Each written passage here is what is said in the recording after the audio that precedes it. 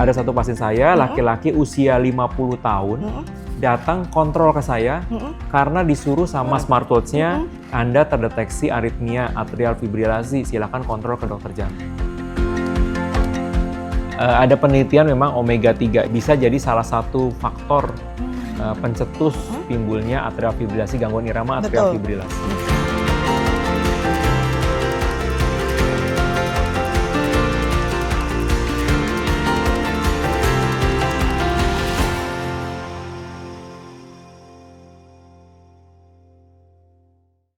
Halo teman-teman, balik lagi sama Dini dalam program levelupsuara.com. Kali ini Dini bakal bahas kesehatan jantung, khususnya aritmia. Dan Dini udah kedatangan tamu, yaitu dokter spesialis jantung dan pembuluh darah, konsultan aritmia, Dr. Ignatius Jansen dari Eka Hospital BSD. Halo dokter. Halo. Gimana kabarnya dok? Kabar baik luar biasa. Alhamdulillah. Sebelum kesini, tadi dokter lagi ngapain? Habis kerja di rumah sakit. Kerja. Masih ngurusin jantung ya dok ya? Iya betul sekali. Nah tapi terakhir nih dokter, tindakan apa nih yang baru aja dilakuin di rumah sakit?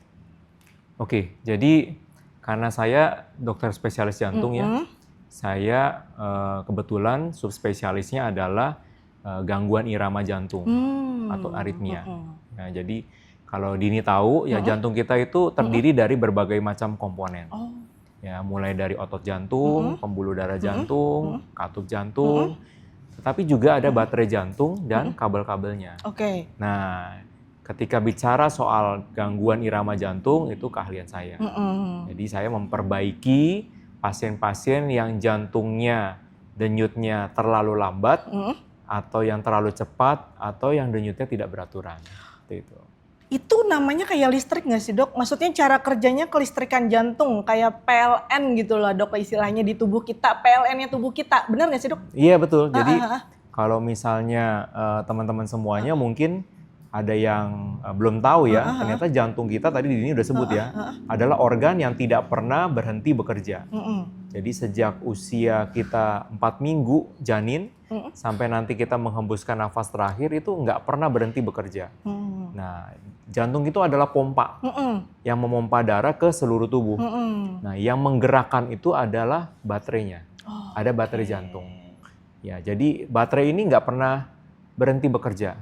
Ya, mau kita dalam kondisi pingsan, mau kita dalam kondisi lagi tidur atau dalam kondisi koma, artinya tidak pernah berhenti bekerja. Nah, seperti itu Dini. Oke, berarti artinya aritmia itu salah satu penyakit jantung. Mungkin bisa di-share dok secara umum gitu, penyakit jantung tuh penyakitnya apa aja sebenarnya? Oke, jadi tadi sudah disebutin ya, jadi jantung itu terdiri dari beberapa komponen. Ada otot jantung, kalau penyakitnya kita kenal dengan nama lemah jantung, kalau misalnya pompanya lemah. Yang kedua adalah ada pembuluh darah jantung, ini mungkin yang teman-teman semua paling banyak tahu. Penyakitnya itu karena penyumbatan pembuluh darah jantung atau serangan jantung. Yang ketiga adalah katup jantung. Kalau kita tahu berarti penyakitnya ini entah katupnya bocor atau katupnya yang sempit, yang tidak terbuka dengan baik. Nah, yang menjadi keahlian saya adalah penyakit gangguan irama jantung. Jadi ada masalah di baterai jantung atau di kabel-kabel listriknya. Sehingga denyut jantung yang tadinya normal menjadi lebih cepat, lebih lambat, atau bahkan tidak beraturan. Seperti itu Dini. Oke, berarti artinya nggak semua penyakit jantung tuh sama ya dok ya, ada jenis-jenisnya. Betul sekali. Itu termasuk aritmia tadi, termasuk penyakit jantung koroner, yang penyumbatan sempat dokter singgung tadi. Tadi khusus untuk aritmia itu ada dokter beberapa kali nyinggung soal baterai jantung. Berarti artinya nggak semua orang punya baterai yang bagus nggak sih dok? Atau gimana sih? Mungkin bisa di-share? Iya, jadi jantung itu kan ada baterai tadi seperti cerita ya. Baterai ini alami ya dok ya? Baterai alami ya. Jadi ada baterai alami. Jadi dia yang akan menghasilkan impuls listrik supaya jantung bisa berdenyut secara teratur. Tetapi dengan bertambahnya usia, kualitas baterai jantungnya mulai soak nih. Iya. Ada soak ya betul. jantungnya. Jadi lucu banget. Di atas usia 60 tahun atau mungkin 70 tahun, tiba-tiba baterainya sudah mulai soak. Artinya yang denyut jantung normal 60 sampai 100 kali dalam kondisi istirahat, tiba-tiba makin lemah. Jadi tinggal 40 atau bahkan bisa lebih rendah. Makanya yang tadinya aliran darahnya lancar dengan denyut 60 kali sampai 100 dalam kondisi istirahat, tiba-tiba turun drop jadi 40, tentu saja pasien akan ngeluh pusing, kelayangan, pingsan, dan lain sebagainya. Dan biasanya memang dialami pada pasien-pasien yang karena penyakit degeneratif ya, mulai swak baterainya. Walaupun pada pasien-pasien muda pun ada yang mengalaminya, artinya memang kondisi-kondisi degeneratif yang dialami lebih awal seperti itu. Yang aku baca yang namanya aritmia atau masalah baterai jantung, kelistrikan jantung itu detaknya kan nggak beraturan dok ya.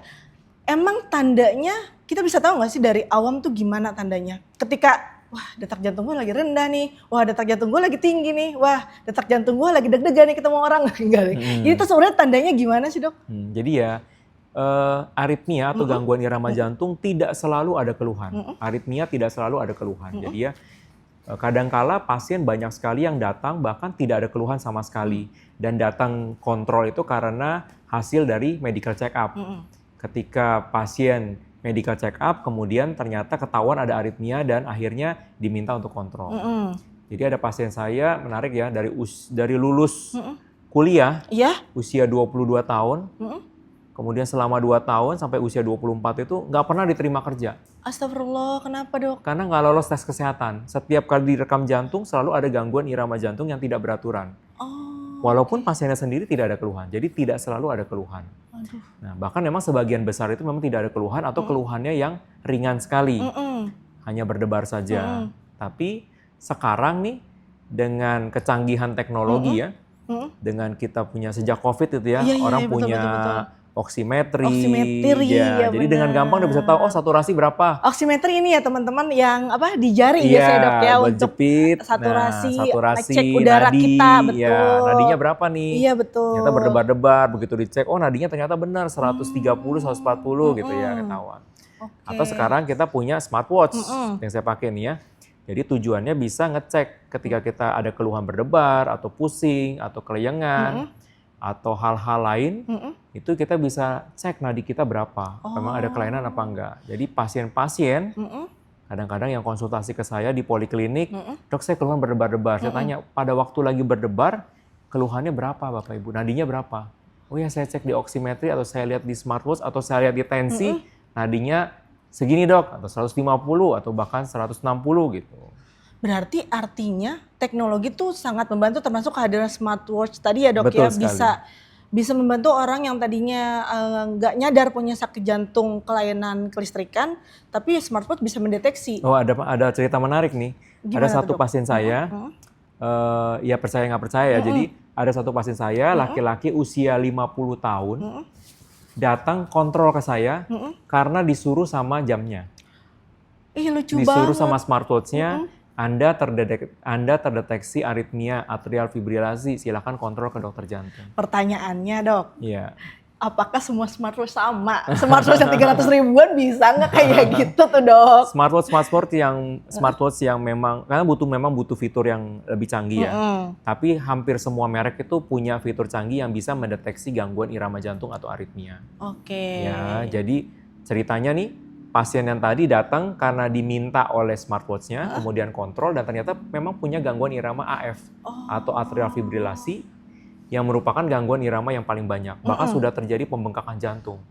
Walaupun pasiennya tidak ada keluhan sama sekali. Udah bengkak tapi jantung. Nggak ngerasa gejala apa-apa. Baik-baik aja tuh saya, olahraga tetap jalan dan segala macam. Dan pasien ini memang rutin berolahraga berenang dia. Jadi nggak pernah ada keluhan sama sekali.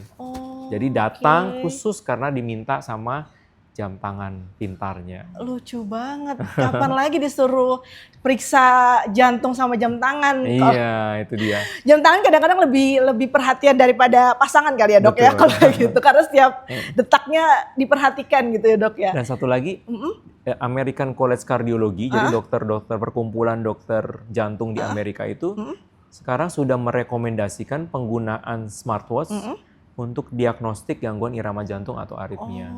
Kenapa? Karena aritmia ini kan kayak ini ya, kayak maling ya. Kadang-kadang muncul, kadang-kadang hilang, kadang-kadang muncul, kadang-kadang hilang. Jadi kalau saat aritmianya tidak muncul, atau saat tidak ada keluhan, maka kita periksa EKG, kita periksa echo, kita periksa aritmia, semuanya pasti akan dalam kondisi yang baik-baik saja. Maka kita butuh alat supaya kapanpun dia muncul, kapanpun aritmianya ada keluhan, pasien bisa lihat dan bisa rekam EKG. Jadi ada pasien saya tuh gitu. Jadi ada beberapa yang memang kondisinya ketika lagi drop ya, atau lagi tinggi banget. Betul. Gitu. Ketika lagi drop atau ketika lagi tinggi banget gitu ya, dia lihat smartwatch-nya tuh. Kemudian dia rekam EKG-nya. Canggih ketika dia rekam EKG-nya, dia kumpulin, dia print, kemudian ketika kontrol ke saya dikasih lihat. Bisa ya, jadi nggak perlu ketika lagi kumat terus ke dokter malah normal gitu, tapi dengan ngelihat dari smartwatch itu bisa terdeteksi berarti. Betul, ya dok ya? Bisa banget. Oke, berarti tadi beberapa kali dokter juga sempat nyinggung nih kalau misalnya rendah banget dia bisa pingsan. Apakah sering pingsan itu salah satu gejala orang terkena aritmia? Bisa jadi. Oh, kenapa tuh dok? Bisa jadi. Karena nadinya kan rendah. Oke. Tadi kalau nadi yang normal kan 60 kali sampai 100 kali dalam kondisi istirahat. Ya Dini ya. Kalau nadinya cuma 30 atau 40 kan tentu saja aliran darah ke otak berkurang kan. Betul. Makanya pasien bisa keleyengan, pusing, bahkan bisa sampai pingsan. Oke. Mau cerita menarik lagi? Boleh dok, boleh di-share dok. Maksudnya cerita-cerita inspiratif yang ternyata orang nggak banyak sadar kalau itu gejala aritmia. Jadi ada ibu-ibu 60 tahun, sehari itu sampai pingsan bisa 6 kali. Pingsan 6 kali, kejang. Kira-kira kalau jadi pasiennya kemana dulu? Ke inilah dok, penyakit dalam nggak sih dok? Ke dokter saraf. Saraf bisa. Iya, kan kejang-kejang kan, dipikir jangan-jangan sampai epilepsi. Berbusa segala epilepsi ya benar, epilepsi. Ke dokter saraf ternyata dicek di EEG, di MRI, hasilnya normal. Nggak ada masalah. Kemudian dikonsul ke saya pasangin tuh alat Holter. Alat EKG yang 24 jam. Oh, EKG yang bisa ngecek jantung ya. Untuk tahu ada kejadian apa sih, kenapa sampai sehari dia pingsan bisa 6 kali. Ternyata dari hasil Holternya ketahuan dalam satu hari 24 jam itu dia berdetak 33 kali jantungnya itu berhenti lebih dari 6 detik. Astagfirullah. Jadi berhenti 6 detik kemudian baru denyut lagi, berhenti 6 detik baru berdenyut lagi. Makanya dia pingsan ketika lagi jantungnya berhenti. Oke, serem banget ya dok ya. Berarti artinya aku jadi penasaran nih.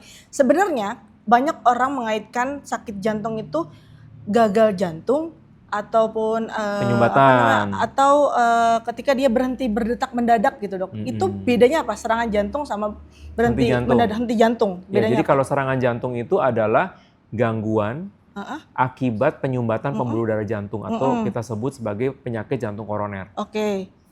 Sedangkan kalau henti jantung adalah kondisi di mana jantung tidak bisa memompa dengan baik. Kondisi ini bisa diakibatkan tidak hanya oleh penyumbatan, tetapi juga salah satunya adalah gangguan irama jantung. Makanya kalau kita lihat tuh banyak orang-orang terkenal gitu ya, seperti yang pebulu tangkis yang meninggal mendadak di Jogja karena henti jantung. Atau teman-teman yang nonton bola pasti tahu tentang Christian Eriksen yang henti jantung di lapangan ya. Justru kita bingung kenapa orang-orang yang seharusnya paling sehat bisa mengalami gangguan irama jantung atau henti jantung.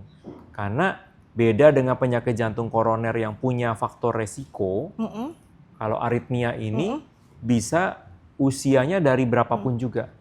Dari usia baru lahir sampai usia lansia. Nah, bisa jadi nggak ada faktor risiko sama sekali. Nah, bisa kejadian seperti itu. Makanya pentingnya kita harus lakukan pemeriksaan dini lebih baik supaya kita tahu apakah kita punya gangguan irama jantung atau tidak. Jadi tidak mengenal usia gangguan irama jantung itu atau aritmia. Berarti faktor utamanya biasanya adalah keturunan atau lifestyle yang paling terbesar untuk gangguan irama jantung? Sama aja. Sama aja? Kalau di usia yang lebih tua, ya mungkin karena lifestyle. Karena darah tinggi, kencing manis, kolesterol, merokok, itu semua bisa menyebabkan gangguan irama jantung. Tetapi kalau kejadian aritmia pada usia-usia bayi atau anak-anak, memang lebih banyak karena faktor keturunan atau faktor genetik, seperti itu. Oke, aku mau bertanya terkait dengan banyak gaya hidup anak muda sekarang. Ngopi dok, ngopi. Itu kayaknya kalau nggak sehari nggak ngopi itu kayak kayaknya kurang deh ini, nggak bisa kerja kalau nggak ada kopi. Gini tapi gimana, minum kopi gak? Harus dok setiap hari, kalau nggak aku nggak bisa kerja gitu. Kayaknya lebih ke curhat sih aku ya dok ya. Nah tapi sebenarnya banyak yang takut juga minum kopi karena ngaruh ke jantung. Itu benar dok? Dan bisa memicu aritmia juga kah atau enggak? Jadi kopi itu memang saat ini sudah jadi lifestyle ya. Betul, jadi kita bisa menemukan banyak sekali kafe atau orang ngopi lah di warung sampai yang di hotel semua minum kopi ya. Betul. Nah sebenarnya kopi sendiri sih nggak ada salahnya. Betul. Jadi kopi itu nggak ada salahnya. Kenapa? Karena kopi itu sebenarnya adalah salah satu minuman yang paling sehat. Ya sama seperti teh, karena mengandung antioksidan tinggi. Jadi ya untuk mencegah Alzheimer, pikun, bahkan bisa mencegah tumor atau kanker, beberapa jenis kanker gitu ya. Jadi kopinya sendiri sebenarnya nggak ada masalah. Tapi nggak pakai teman-teman gitu ya, nggak pakai gula, nggak pakai susu, nggak pakai gorengan. Biasa ngopi sambil ngapain biasanya? Sambil ngopi sambil gorengan nyemil. Iya, kopi sambil pisang goreng sambil ngerokok. Nah, iya lagi. Itu dia. Iya jadi, lagi, kayaknya di sini banyak deh dok teman-teman ini dok. Atau minum kopi lebih banyak gulanya, lebih banyak susunya, dan ada misalnya kadang-kadang ada bobanya atau apanya. Iya nah, itu kan karbo ya dok ya, ya gula karbohidrat, juga. Gulanya. Jadi kalau kita minum minuman kopi yang manis dengan boba, kadang-kadang kalorinya sudah cukup untuk buat kalori kita seharian. Betul. Ya, karena kalorinya mungkin bisa 1000 kalori ya, udah pakai creamer, pakai gula, pakai boba. Nah itu yang tinggi, itu yang berbahaya. Tapi kalau kopinya sendiri sebenarnya adalah minuman yang sehat dan bisa diminum oleh setiap orang, bahkan pada pasien-pasien jantung. Jadi kalau pasien jantung datang ke saya, dok, saya ada sakit jantung koroner, saya ada aritmia, boleh nggak saya minum kopi? Boleh, kopi hitam tanpa gula. Hitam tanpa gula. Catat ya teman-teman, tanpa gula, tanpa gorengan, tanpa rokok. Betul iya. Ya dok ya? Jadi, itu harus di-highlight. Nah, walaupun pada beberapa orang yang tidak biasa minum kopi, ketika dia minum kopi maka ada keluhan berdebar-debar. Tetapi kini harus dibedakan antara berdebar dengan aritmia. Itu dua hal yang berbeda. Ya, kalau berdebar itu kan memang sensasi nadinya cepat, tinggi, tapi belum tentu aritmia. Berdebar bisa jadi sama seperti ketika kita olahraga. Kan berdebar itu.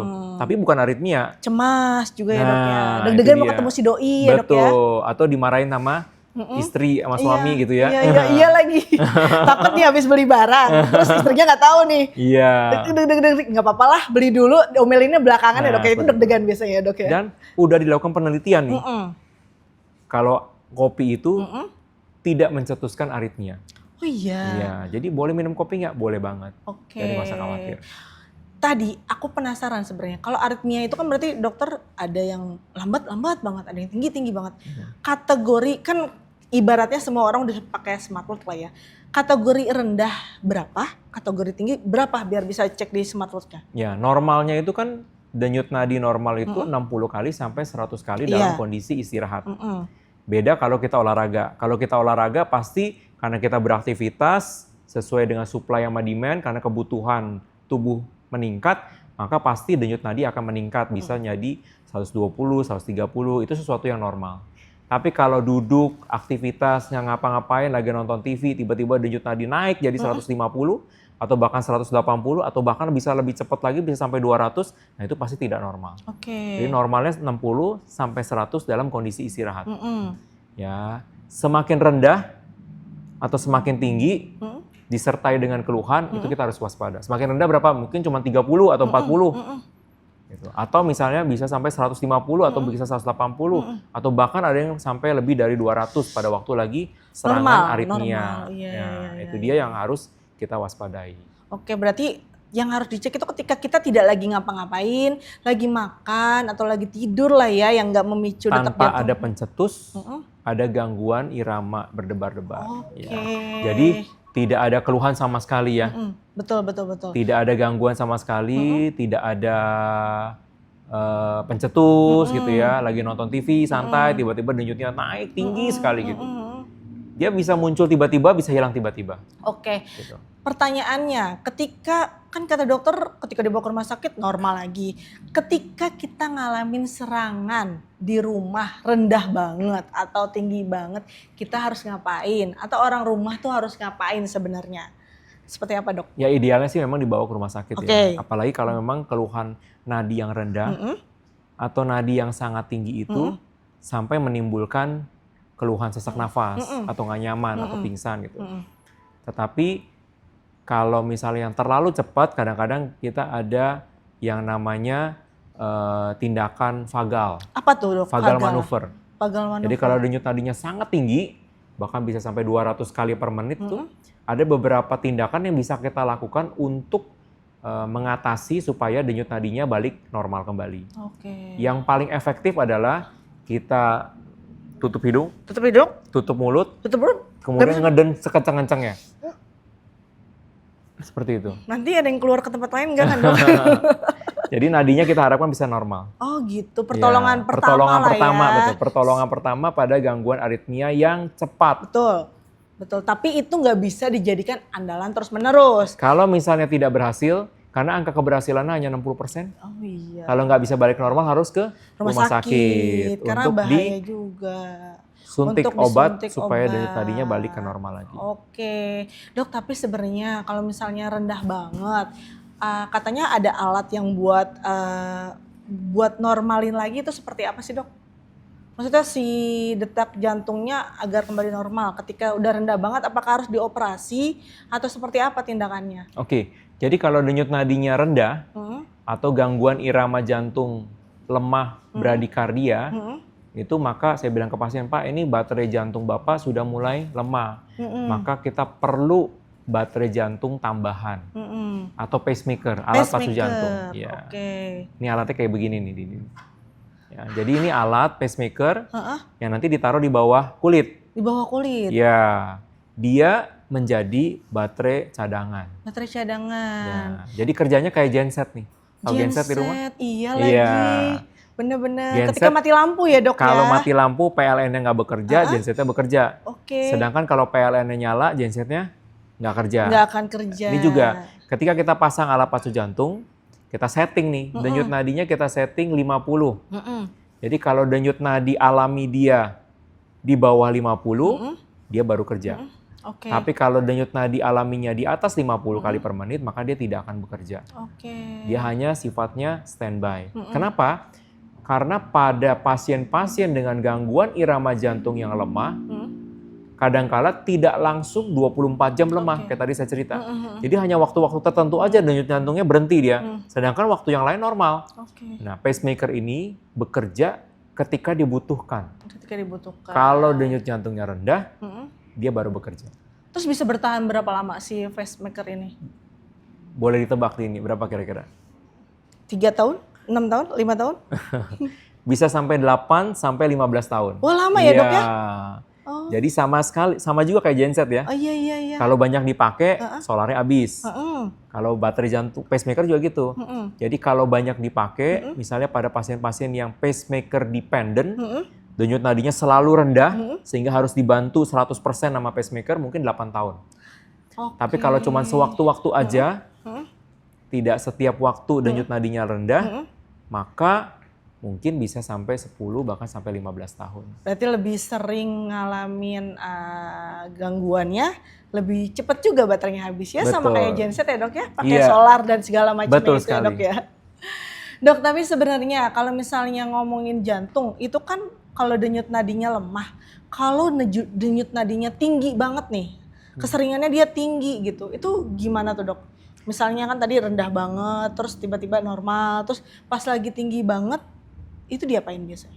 Oh, jadi tadi kan sudah diceritain kalau jantung itu ada baterai jantung dan ada kabel-kabelnya. Kalau masalah di baterai jantung, biasanya baterai jantung yang lemah, maka perlu dibantu pakai alat pacu jantung atau pacemaker, seperti ini. Ya. Kalau denyut nadi yang tinggi itu biasanya ada konslet di kabel-kabelnya. Iya. Beneran sama kayak listrik, Dok. Bener. Konslet di rumah mati lampu. Makanya ya, Dok ya. Kalau ada konslet gitu ya kita benerin. Kita benerin artinya kita ablasi. Pakai kateter ablasi seperti ini nih. Ini kateter ablasi ya. Masuknya tuh dari mana, Dok? Dari pangkal paha ya? Pangkal paha, atau lipat tangan? paha. Dari lipat paha. Pangkal paha. Ya. Oke. Kita cari yang nggak benar di sebelah mana, yang konsep sebelah mana, tuh bisa gerak. Ya. Jadi dibenerin pakai gelombang radio, nanti dipanasin atau kayak disolder gitu. Solder. Supaya beneran listrik ya, Dok ya. Makanya saya bilang sama pasien saya buka bengkel listrik jantung di EK BSD sebenarnya. Karena saya benerin yang listriknya tidak benar, ya entah yang pelan, yang cepat atau yang tidak beraturan. Sebenarnya dokter itu kalau aku bilang adalah montir, Dok. Montir tubuh manusia. Karena kerjanya tuh ngebongkar, memperbaiki gitu kan, dan untuk bisa berfungsi normal kembali gitu. Dok, sebenarnya aku pengen tanya nih, ada yang namanya atrial fibrilasi dan itu sebenarnya apa dan apa bedanya sama aritmia? Jadi aritmia itu bahasa besarnya ya. Oke. Aritmia itu bahasa besarnya. Atrial fibrilasi adalah salah satu jenis aritmia. Dan atrial fibrilasi adalah aritmia yang paling banyak di dunia. Nah, faktor resiko utama dari atrial fibrilasi itu adalah usia. Nah, di atas 80 tahun itu 15-20% itu akan menderita atrial fibrilasi atau AF, lebih gampang itu, AF ya. Nah, bisa lebih muda kalau memang ada faktor resiko, entah punya darah tinggi, kencing manis, kolesterol, kemudian penyakit jantung koroner, kegemukan, atau misalnya pasien-pasien yang alkohol atau yang sleep apnea, OSA gitu ya. Makanya walaupun AF itu adalah penyakit orang-orang usia lanjut, degeneratif gitu ya. Tapi kalau kita lihat di Tiongkok sana banyak sekali yang usia muda. Kenapa? Karena konsumsi alkoholnya tinggi. Jadi merusak struktur listrik jantung sehingga terjadi gangguan irama berupa atrial fibrilasi yang gangguan iramanya yang tidak beraturan. Jadi nggak beraturan. Tuh teman-teman, alkohol hati-hati. Mungkin kayaknya sambil nyebut gitu ya kan? Iya gitu, minum masuk. Dok, tapi sebenarnya kalau misalnya tadi AF sebutnya ya, AF itu lebih progresif dan lebih bisa memicu kematian lebih cepat atau seperti apa? Yang kita takutkan dari AF itu adalah dua. Jadi AF itu pertama resiko untuk gagal jantung, sama resiko stroke. Karena meningkatkan resiko stroke 5 kali lipat sampai 6 kali lipat dibandingkan pasien-pasien tanpa AF. Dan AF ini terapinya sesuai dengan stadiumnya. Ya, artinya kalau masih stadium awal, ketika masih jarang-jarang muncul, AF itu mungkin pasien-pasien merasanya, oh dulu setahun sekali, nanti lama-lama bisa setahun 2 kali, setahun 3 kali, kemudian akhirnya sebulan sekali, dan akhirnya bisa setiap hari muncul. Jadi makin lama akan makin sering, makin lama akan makin panjang. Jadi ketika masih di stadium awal, nah ketika itu kita benerin ya listriknya, maka kemungkinan untuk berhasilnya lebih tinggi dan kemungkinan untuk tidak kambuhnya lebih tinggi. Sedangkan kalau misalnya sudah lebih parah, kondisinya sudah jantungnya sudah bengkak atau aritmia AF sudah sering muncul, tentu saja kondisinya sudah lebih angka keberhasilannya akan berkurang kalau kita lakukan tindakan atau ablasi seperti itu. Berarti artinya sama kayak stadium-stadium kali ya, Dok. Betul. Ya, progresifnya segala macam gitu, Dok. Tapi kalau misalnya kita sehari-hari agar tidak mengalami aritmia atau AF, ada yang bisa dilakuin nggak, Dok?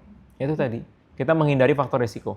Lifestyle ya, tetap balik lagi ke gaya hidup ya, Dok. Kalau ya. usia kan kita nggak bisa menolak ya, kita nggak mungkin tiba-tiba bisa lebih muda ya. Nah, tapi ketika kita bertambah usia, kita menjaga faktor resiko kita. Betul. Kita punya darah tinggi, kita kendalikan. Kita punya kolesterol, kita kendalikan. Betul. Kita punya kencing manis, kita kendalikan kencing manisnya. Kalau kita ada obesitas, tentunya kita olahraga supaya berat badannya turun. Alkohol juga dikurangin, dibatasin gitu ya. Atau lebih baik memang tidak konsumsi alkohol sama sekali. Ya. Sebaiknya dihindari demi masa depan yang lebih baik, teman-teman. Oke, ini aku juga baca dari salah satu situs menarik. Aku nggak tahu sih mitos atau fakta, suplemen atau vitamin omega 3 bisa memicu AF. Benar nggak sih? Betul sekali. Hah, kok bisa? Kan selama ini kita membutuhkan omega 3 agar otak kita berfungsi, agar kita tidak lupa gitu, Dok. Kenapa bisa seperti itu? Jadi ya ada penelitian memang omega 3 itu bisa jadi salah satu faktor pencetus timbulnya atrial fibrilasi, gangguan irama atrial fibrilasi. Ya. Nah, makanya sekarang daripada minum omega 3 kapsulnya, mendingan langsung aja. Apa tuh? Makan? Iya, makan ikan laut dalam yang mengandung omega 3 tinggi. Jadi tidak kapsulnya. Dan memang saat ini juga kapsul omega 3 itu juga belum terbukti atau tidak terbukti memberikan efek untuk ke jantung. Itu sebenarnya hanya suplemen saja. Suplemen gitu ya. Lebih baik makan aja karena betul. Organ kita nantinya akan ini ya dok ya, berfungsi fungsi kunyah, fungsi tenggorokan segala macam ya dok ya. Jadi baik juga, lebih baik makan gitu ya dok ya. Dok, tapi kalau misalnya udah AF nih, udah AF atau aritmia lah, kita udah ketahuan aritmia, apa tindakan yang harus dilakukan? Bisa dihilangkan atau permanen seumur hidup kita punya aritmia? Nah, bedanya dengan penyakit jantung koroner, pasien-pasien dengan penyakit jantung koroner, bahkan setelah dipasang ring atau dioperasi bypass sekalipun, pasien tetap harus kontrol dan minum obat seumur hidup.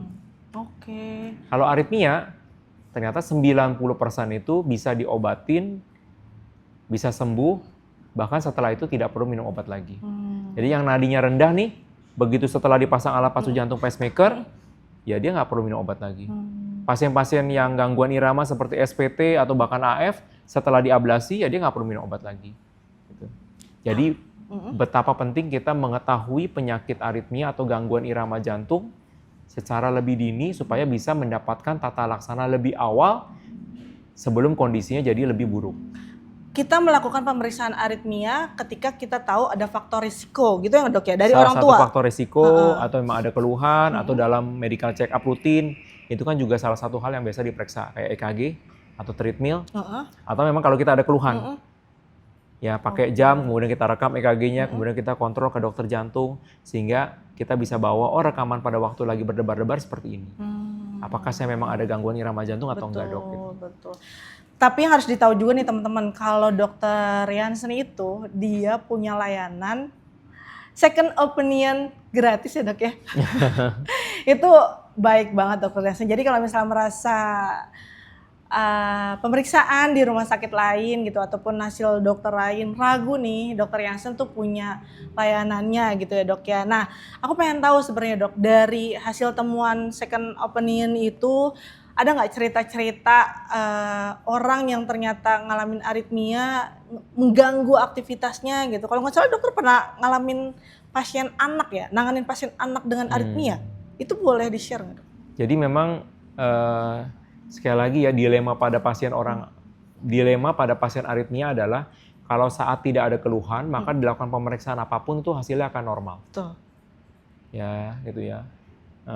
Kemudian jadi kadang-kadang pasien tuh suka nggak percaya, apa benar sih saya ada gangguan gitu ya, kenapa diperiksa normal, atau bahkan sebaliknya, saya dibilang normal terus dok, padahal saya berdebar-debar, ini benar-benar saya ada keluhan gitu. Tadi Dini cerita memang saya juga ada pasien anak ya, usia 13 tahun, karena tadi seperti saya bilang, aritmia itu tidak mengenal usia, bahkan bisa bayi baru lahir. Ya, hari ini tadi nih sebelum kesini saya ada pasien anak yang dari bayi sudah dipasang alat pacu jantung. Ya, jadi kontrol rutin. Atau yang saya cerita usia 13 tahun, keluhan aritmia berdebar-debar, SPT namanya. SPT. Ya, SPT, sampai nggak berani ke sekolah. Setiap kali ke sekolah, olahraga, kumat, denyut nadinya sampai 180, akhirnya dipulangin sama gurunya ke rumah. Beberapa kali dan berulang-ulang. Makanya sama orang tuanya, akhirnya anaknya disekolahkan di rumah, homeschooling. Kasian ya. Kemudian orang tuanya datang, kontrol, berobat. Kemudian saya bilang, Bu, ini namanya gangguan irama jantung atau SPT.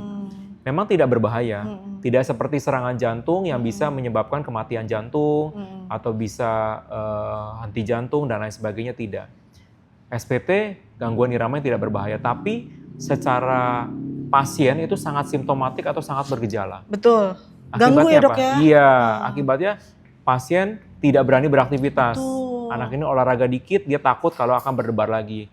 Kalau olahraga dikit, takut nanti kumat lagi ya. Nggak berani kemana-mana. Saya bilang, Bu, ini penyakitnya bisa disembuhin.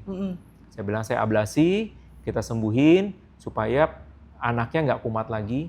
Karena walaupun tidak berbahaya, tapi secara psikologi sangat mengganggu buat pasien, sampai nggak berani kemana-mana. Gitu. Jadi kita atasi, sudah saya ablasi tahun lalu, sampai sekarang sih nggak pernah kumat lagi. Gitu. Oke, ya, udah jadi, masih homeschooling anaknya? Enggak, udah enggak ya, alhamdulillah. Jadi intinya akhirnya yang tadinya dia harus olahraga, main sama temen-temennya, sosialisasi gitu kan, dengan ketahuan diatasi, ketahuan ngalamin aritmia, dia bisa kembali normal, kualitas hidupnya juga jadi lebih baik gitu, buat masa depannya juga jadi lebih baik gitu dok. Aku mau terakhir dok, tips menjaga kesehatan jantung termasuk mencegah aritmia, tapi aritmia bisa dicegah kan dok? Kalau aritmia yang didapat itu bisa. Oke. Aritmia yang karena lifestyle tadi ya. Karena lifestyle, ya. Betul. Sekali lagi teman-teman semua, jadi yang namanya gangguan atau penyakit karena jantung, baik penyakit jantung koroner atau penyakit gangguan irama jantung, karena faktor lifestyle itu sebenarnya adalah penyakit yang treatable atau bisa kita cegah. Itulah pentingnya bagaimana kita melakukan medical check up.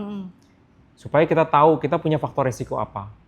Kalau kita punya darah tinggi, ya kita bisa kendalikan supaya tensi kita terkontrol. Mungkin bisa dibantu pakai obat-obatan supaya kondisinya jadi lebih baik. Mungkin kita punya kencing manis, ya kita kontrol supaya gulanya tidak tinggi. Ataupun kolesterol, ataupun hal-hal lain, faktor risiko yang lainnya. Dengan medical check up, kita tahu kondisi kita masing-masing, sehingga kita tahu bagaimana cara kita mengendalikan supaya jangan sampai nanti terjadi lebih parah dan akhirnya timbul penyakit-penyakitnya. Oke. Nah, kalau misalnya kita punya mata dua, kita punya telinga dua, kita punya paru-paru dua, ginjal dua, tapi jantung kita cuma satu. Ya. Dan sampai saat ini tidak ada di Indonesia belum bisa transplantasi jantung. Oh iya? Iya, makanya kalau jantung yang kita punya satu-satunya ini, kalau nggak kita sayang dengan baik dan kita jaga dengan baik, ya jangan sampai akhirnya kita menyesal ketika kita sudah mendapat penyakit-penyakit yang akhirnya membuat jantung kita menjadi tidak bekerja dengan baik atau dalam tanda kutip menjadi rusak, seperti itu. Termasuk gaya hidup tidak aktif. Iya nggak dok ya? Karena manusia itu dirancang untuk bergerak. Ya, jadi kalau kita cuma duduk-duduk aja, mager, nggak ngapa-ngapain ya, otomatis kayak otot aja kan lama-lama akan menciut. Makanya kita dirancang untuk terus bergerak aktif. Seperti itu dia. Ya, itu dia hasil ngobrol-ngobrol Dini sama Dr. Jansen yang ternyata di Indonesia belum bisa transplantasi jantung. Jadi jangan lupa jaga kesehatan, olahraga, dan makan sehat. Itu aja di episode kali ini. Terima kasih teman-teman sudah menonton. Sampai jumpa di episode Level Up berikutnya. Dadah!